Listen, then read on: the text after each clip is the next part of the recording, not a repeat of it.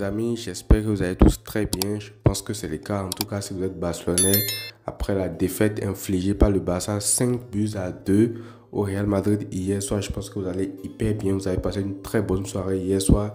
C'est le premier trophée remporté par Hansi Flick avec le FC Barcelone. J'ai pas fait une vidéo débrief juste après le match parce qu'il y avait énormément de choses à dire et à chaud comme ça. Je voulais pas passer vraiment à côté de plusieurs choses qui moi me semblaient quand même importantes à souligner.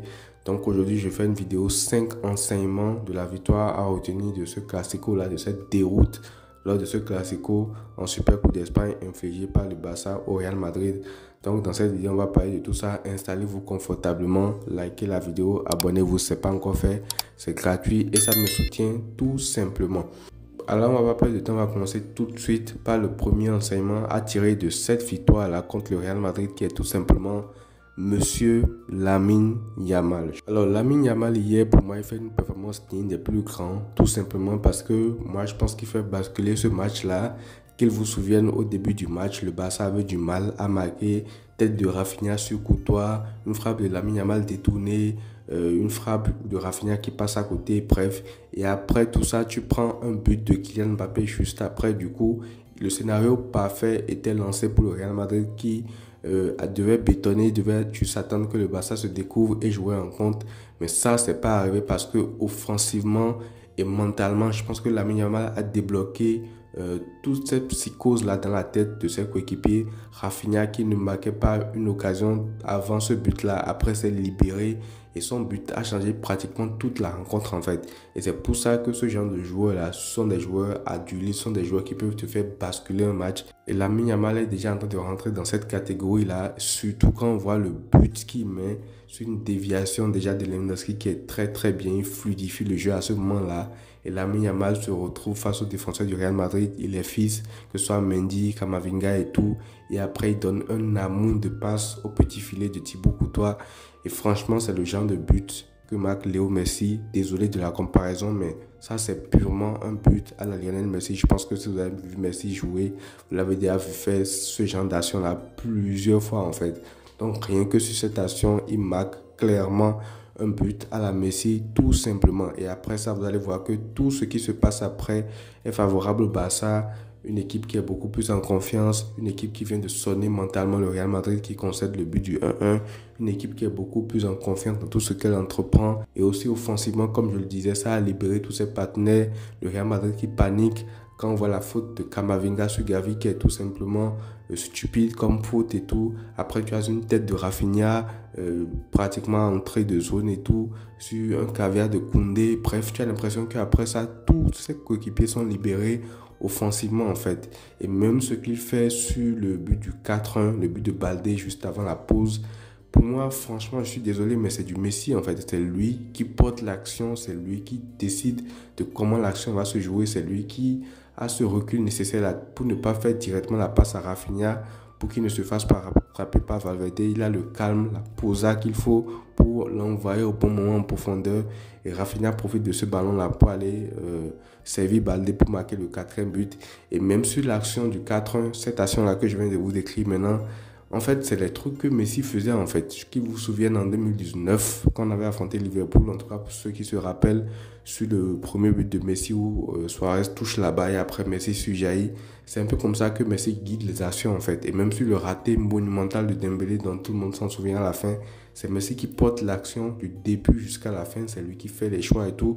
Donc tu sens que Lamine Yamal a ce rôle-là aujourd'hui, en tout cas dans ce Barça. Ça ne veut pas dire qu'il aura la même carrière que Messi, loin de là, mais c'est juste pour vous dire qu'il a atteint un stade où c'est lui maintenant le joueur ultime de l'équipe. En fait, c'est lui qui décide dans les genres de moments où tout le monde aurait paniqué. C'est lui qui a le ballon, c'est lui qui ne veut pas faire n'importe quoi avec le ballon. En fait, c'est lui le guide de l'équipe en fait, en termes de contre-attaque, en termes de ballon à exploiter très très vite dans la profondeur. Donc franchement, sa performance pour moi elle est tout simplement géniale et surtout quand on prend en compte le fait qu'il a 17 ans, sincèrement même avec seulement 1 heure de jeu joué parce qu'après le rouge c'est lui qui sort, il a fait tout simplement une masterclass pour moi et je tenais déjà à commencer cette vidéo en mettant en avant cette performance parce que mine de rien il sauve quand même le Barça d'une situation où tu aurais pu sombrer mentalement en fait.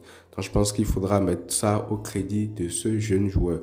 On passe maintenant au deuxième enseignement à tirer de cette rencontre-là, qui est tout simplement pour moi Pedri et le milieu de terrain. Pourquoi je dis ça? Parce que ça a été l'une des clés de ce match-là. Pedri, pourquoi? Parce que Pedri, lui, il est à part. Après, je veux parler également des autres milieux de terrain. Parce que si Pedri peut faire ce qu'il fait là, c'est parce qu'il a également l'aide des deux autres coéquipiers au milieu de terrain, en fait. Et franchement, pour revenir à Pedri, moi, je pense quand même que c'est sa meilleure saison pour l'instant. Parce que la saison où il fait 1000 matchs et tout, et puis après il commence à se blesser, ça c'était une saison révélation. Mais là aujourd'hui c'est un Pedri qui est attendu, c'est un Pedri que tout le monde connaît. Et malgré ça, il performe match après match, il garde un niveau constant qui est tout simplement abyssal, supérieur par rapport aux autres. Il a dévoré le milieu du terrain du Real Madrid à lui tout seul. À un moment donné, tu sentais même qu'il était même fatigué de le presser, comme à chaque fois. Donc franchement, Pedri, dans un double pivot comme ça avec Casado qui est assez complémentaire avec lui et surtout avec un Gavi devant lui, franchement c'est un pur régal en fait. Moi je pense qu'il est en train de faire la saison de sa vie. Il a tué, comme je l'ai dit, terrorisé à lui tout seul le milieu du Real Madrid, Camavinga, Valverde et même Bellingham et tout qui n'ont pas du tout vu le jouer. Franchement c'est un très très grand match. Franchement Pedri aujourd'hui cette année, que ce soit grand match, petit match, il ne fait aucune distinction. Il est toujours à son niveau, il est toujours là. Donc franchement, moi j'espère juste qu'il ne va pas se blesser. Et si on continue d'avoir le Pedri qu'on a là, jusqu'en fin de saison, il y a quand même moyen de faire une très très très bonne saison à la fin quand tu vas faire le bilan. Parce que Pedri là, il est totalement sur un nuage. C'est la saison ultime pour lui. Je pense que même mentalement, ça va beaucoup mieux. Après tout ce qu'il a vécu récemment, où il y a des saisons où il enchaînait des blessures, il n'arrivait pas à enchaîner 10 matchs et tout. Donc, franchement, le fait d'aligner des performances aussi constantes, je pense que ce serait tout simplement une folie pour lui de vivre ça également. Et voilà, c'est le Pedri qu'on attendait, c'est le Pedri qu'on imaginait, le Pedri idéal qu'on est en train de voir aujourd'hui, un Pedri qui ne se blesse pas et qui enchaîne masterclass sur masterclass en fait. Donc je disais aussi que s'il était aussi bon au milieu de terrain, c'est grâce à un Gavi. Certes, il n'a pas l'apport d'un Daniel Mo dans les combinaisons, dans le pur aspect visuel avec Pedri et tout, mais ce qu'il apporte comme volume de jeu et comme intensité pour permettre à Pedri de pouvoir distiller des ballons à gauche et à droite, balle au pied, c'est une dinguerie en fait. Parce que Gavi, là, je pense que ouais, le Gavi qu'on connaît commence à être de retour. Ce Gavi-là qui limite peut jouer numéro 10, peut apporter dans le pressing, c'est toujours lui qui va au premier pressing et tout, avec Rafinha à côté. Donc franchement, c'est un Gavi qui apporte énormément. Et même quand il y a eu le carton rouge, il a dû sortir pour que Daniel Mo rentre parce que à ce moment-là, il va donner déjà beaucoup trop. Et je pense qu'il était même pratiquement épuisé. Donc franchement, Gavi aussi commence à revenir très très bien. Et c'est bien comme ça d'avoir un Gavi qui revient parce que avec Fermin qui n'est pas trop en forme et tout, on avait besoin quand même d'un supplément. En cas d'absence de Daniel Mo qui, vous le savez, alterne beaucoup entre les blessures et le fait de jouer également. Et pour finir avec le milieu de terrain, j'aimerais dire quand même un mot également sur Casado qui a fait un énorme match. En fait, au milieu du terrain, ils ont tous été bons. Déjà, la passe qu'il fait sur Rafinha pour le 5e but qui l'emmène. Après, il va éliminer Tchouaméni, il marque ce but-là. Cette passe-là, franchement, tu as l'impression qu'il sait tout faire en fait. Qualité de passe, qualité de récupération, intensité. Bref, tu sens qu'il peut tout faire dans ce milieu de terrain-là. Et surtout quand il est bien accompagné de joueurs comme Pedri, comme Gavi et tout, ça donne à la fin une singerie en fait. Parce qu'il a fait énormément de récupération aussi. Combien de ballons sauvés, combien de tacles au dernier moment et tout. À un moment donné, je pense, c'était à la fin de la première mi-temps, il était en train de récupérer ballon sur ballon. Donc franchement, lui aussi, ce qu'il dégage, il a eu un coup de moins bien, comme toute l'équipe il y a quelques temps. Mais là, je pense qu'il est en train de revenir à un très bon niveau. Également, monsieur Casado.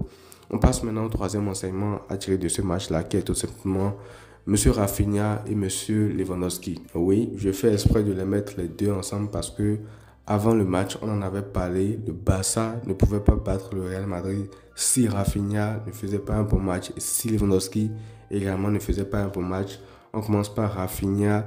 Lui, il était sur un nuage depuis le début de saison. Il avait un côté clinique et tout. Récemment, ça a été beaucoup plus compliqué. Il ratait pas mal d'occasions. L'Atlético, Leganés, bref. tout ça, il faisait de mauvais matchs, entre guillemets, hein, parce que c'est juste à la finition. Lui, il n'y a pas la finition. Tu n'as pas grand-chose à lui reprocher. C'est un joueur qui va se dépenser à 1000%, qui sont en train de courir partout. Donc, franchement, j'avais pas grand-chose à lui reprocher. N'eût été ce côté chirurgical. Et hier soir, il a retrouvé doublé, une tête comme ça, entrée de zone sur un superbe centre de Koundé. Mais la tête, elle est difficile à mettre quand même parce que on parle d'une tête sur Thibaut Courtois qui n'arrive à rien faire. Et son apport décisif également sur le 5e but, ça, ce sont des occasions qui comptent vraiment. Et je pense que là, on est en train de retrouver un Rafinha du début de saison qui est clinique devant les buts et éventuellement également. En fait, quand tu fais ce genre de performance contre le Real Madrid, toute la méforme que tu avais accumulée récemment, elle se libère en fait, en quelque sorte. Parce que prochainement, quand tu vas jouer une équipe, bon, je ne veux pas dire moyenne et tout, mais une équipe qui n'est pas le Real Madrid et tout, tu pars avec la confiance que tu as fait un bon match contre le Real Madrid et tu surfes sur cette vague-là, en fait, pour continuer à dérouler prestation sur prestation. Et j'espère que c'est ça qui va se passer avec Rafinha parce que hier, on a retrouvé le Rafinha clinique du début de saison et Lewandowski également. Lewandowski qui, lui, c'était le pack complet. Il n'arrivait pas à faire un contrôle dans les déviations, c'était pas ça. Même le match qu'il fait contre Bilbao, c'est ignoble. Devant la surface également, il ratait énormément. Lui, ça faisait un bon moment qu'il était dans ce travers et tout. Hier, lui aussi, il a été très très bon. Et c'est ça en fait, le Barça ne pouvait pas gagner sans un bon Lewandowski.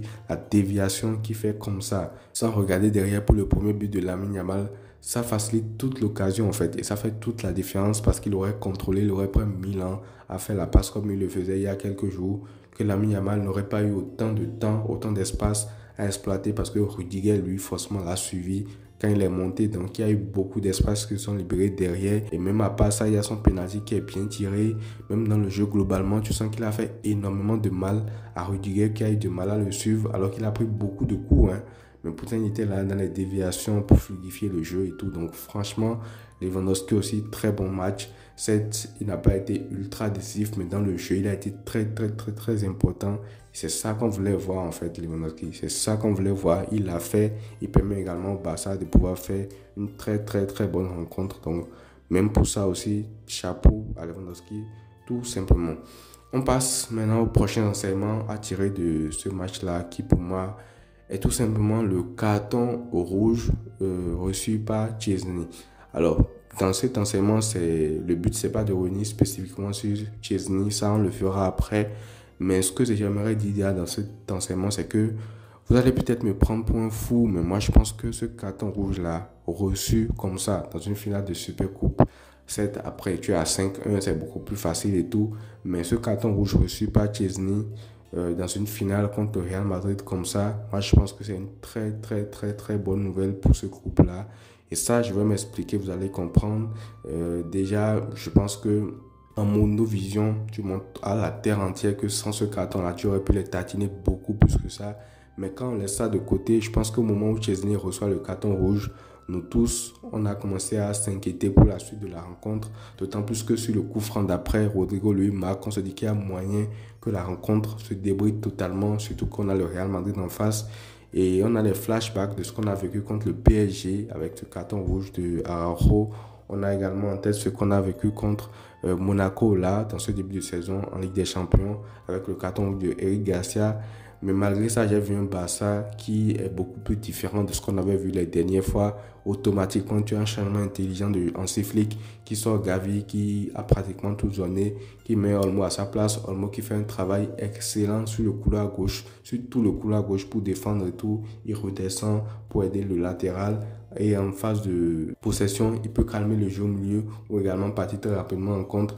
Et après, tu as Lamine Yamal aussi forcément qui sort pour céder sa place au deuxième gardien. Donc franchement, moi je pense que l'équipe était quand même assez solide parce que je ne vous mens pas que après le carton rouge, je tremblais littéralement devant le match. J'avais peur, même quand on avait 3 buts d'avance parce que je me disais à tout moment c'est le Real Madrid et tout. Mais non, rien ne s'est passé comme ça.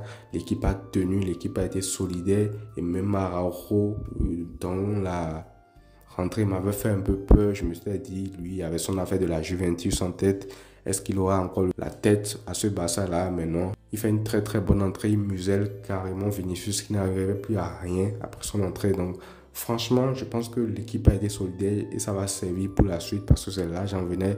Ça va servir également pour la suite de la saison, pour lorsque tu auras encore une fois ce genre de situation-là.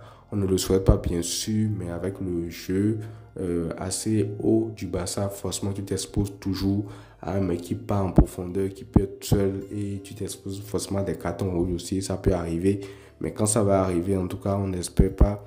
Tu auras quand même ce match-là, référence pour pouvoir t'y accrocher et te dire que tu l'as déjà fait une fois et tu peux encore le refaire. Donc, je pense que c'est une très bonne chose que le Barça ait reçu quand même ce rouge-là, même si ça empêche le Real quand même de se prendre une branlée, même si après, c'est le foot, on ne sait pas ce qui se serait passé. Donc, bref, on passe pour moi maintenant au cinquième enseignement de ce match-là, qui est tout simplement la suite de la saison. Parce que là, c'est le premier titre de Hansi Flick, on espère le premier d'une longue série.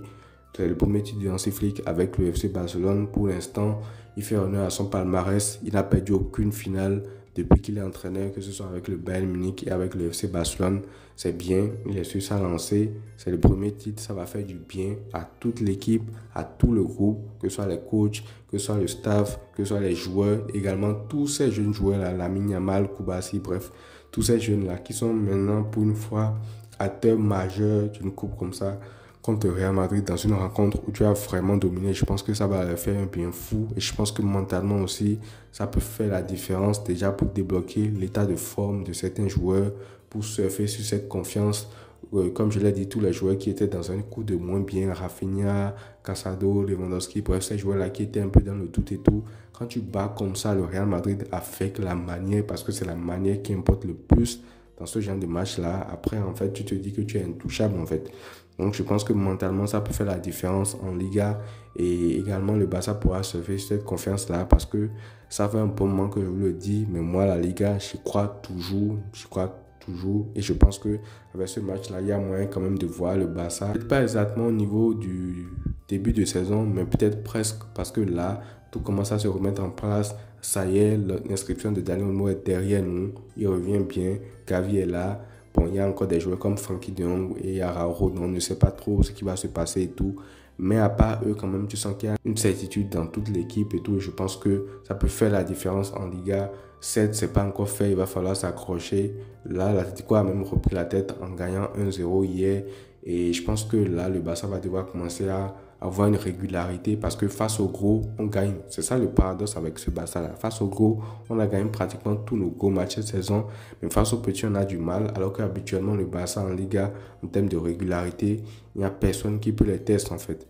Donc voilà, je pense que le Barça peut retrouver cette régularité-là, peut s'accrocher et peut espérer maintenant les faux bas parce que là, la Liga ne dépend plus de nous. Je pense que l'Atlético, ils vont perdre des points. Mais le Real Madrid, il va falloir s'accrocher, il va falloir perdre beaucoup moins de points que ce qu'on a perdu en début de saison. Et je pense qu'avec ça, il y a moyen d'aller plus loin. Maintenant, la Ligue des Champions, bon, c'est une compétition sur laquelle je ne vais pas trop me prononcer parce qu'il y a tellement de choses qui peuvent se passer en Ligue des Champions. Un mauvais tirage, un match à l'extérieur compliqué, bref, des trucs de dingue. Donc, même si tu fais un bon parcours européen, c'est déjà bon, mais je ne vais pas fixer moi une limite en tant que tel parce que la Ligue des Champions, on ne sait jamais. Tu peux peut-être la gagner sur un détail, sur un truc. Donc, franchement, j'espère quand même que cette finale-là aura fait du bien mentalement à toute l'équipe, en fait. Et pour terminer, je vais terminer par un bonus parce que j'avais parlé de 5 enseignements, mais je vais terminer par un enseignement bonus qui va parler tout simplement du poste des gardiens de but. Alors, hier, on a vu Chesney qui a débuté. Moi, je pensais que c'était Iñaki Peña qui aurait débuté. Mais je pense qu'Hansi Flick a voulu laisser Chesney également goûter à ce genre de grand match-là. Je ne sais pas si la presse avait menti quand il disait que Iñaki n'a pas été titulaire contre Bilbao parce qu'il était en retard. Bref, je ne sais pas trop ce qui s'est passé. Mais en tout cas, Hansi Flick a décidé de continuer avec Chesney. Et pour moi, en fait, Chesney, c'est un très très bon gardien sur sa ligne en fait. Sur sa ligne, je pense que c'est un gardien qui ne doute pas de lui. Même hier, il fait de très bonnes parades. La parade qu'il fait sur Tchouaméni après une tête sur un corner alors que tout le monde le laisse démarquer et tout. Donc franchement, sur sa ligne, Chesney c'est un très très bon gardien. Le défaut que moi je lui trouve, c'est dans cette sortie de balle en fait. Il n'est pas assez vif, il n'est pas assez rapide. Et là, encore une fois, encore heureux parce qu'il était pratiquement à la retraite. Le Barça le rappelle. Et c'est pratiquement son deuxième match au haut niveau qu'il joue. Donc, encore heureux qu'il ait des manques sur sa sortie parce que jouer comme ça au Barça avec un pressing très haut, tu dois forcément tout le temps être réactif, tu dois forcément tout le temps t'attendre à ce que le ballon vienne, que tu dois sortir très tôt. Donc c'est dans ça qu'il allait faucher Mbappé, qu'il allait faire cette faute-là. Tu sens qu'il n'est pas encore vraiment habitué à tout ça. Donc Chesney, en fait, c'est le défaut que moi je lui trouve. Je pense que dans les moments clés, dans les matchs clés de la saison, ce genre de truc-là peut compter en fait. Contrairement à un Yaki Peña qui, ça dépend des jours. Il y a des fois, il est excellent pour les sorties. Déjà, les sorties, il les maîtrise très bien, peu importe le jour. Mais sur sa ligne, des fois, tu sens que tout peut rentrer. Des fois, tu sens qu'il fait un grand match. Hier, par exemple, ballon qui sort là sur l'action de Mbappé à la fin du match, c'est un très très bon arrêt. Donc, franchement, moi, je pense quand même qu'il part avantagé par rapport à Chesney parce qu'il est beaucoup plus habitué aux sorties. Même les sorties, je pense qu'il a réussi mieux que Ter Stegen dans ce système que imprime le Barça là. Donc Chesney, je ne vois pas trop comment il pourrait continuer. Dans les gros matchs, en tout cas, en Coupe du Roi, il pourra toujours jouer. Mais je pense que dans les matchs qui vont compter, Liga, Ligue des Champions, avoir un Yaki Peña serait bien. Maintenant, à voir ce qu'un Flick fera. Mais moi, je pense quand même que, ouais, Iñaki Peña pas avec un avantage parce que le plus gros travail qu'on va demander à un gardien dans ce piège du hors-jeu là, c'est d'être à l'être, c'est de sortir tout le temps. Et si à chaque fois que tu sors, tu dois récolter un carton rouge, tu ne pourras pas t'en sortir tous les jours en fait. Hier, le Barça a été solide et tout, mais tu ne pourras pas t'en sortir tout le temps. Tu peux tomber sur un Liverpool en Ligue des Champions, un Inter de Milan, bref, des équipes comme ça qui peuvent te rentrer dedans. Et à 10 contre 11, ça va être très très difficile. Un peu comme on l'a déjà vu même face à Monaco, à l'extérieur en Ligue des Champions en fait. Donc voilà les amis, c'est tout ce que j'avais à dire par rapport au gardien de but et par rapport globalement à ce match-là, aux enseignements à en tirer.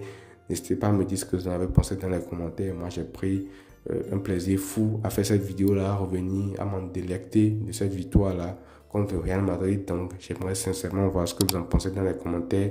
Je vous lirai. On se retrouve très bientôt pour une prochaine vidéo et à très vite.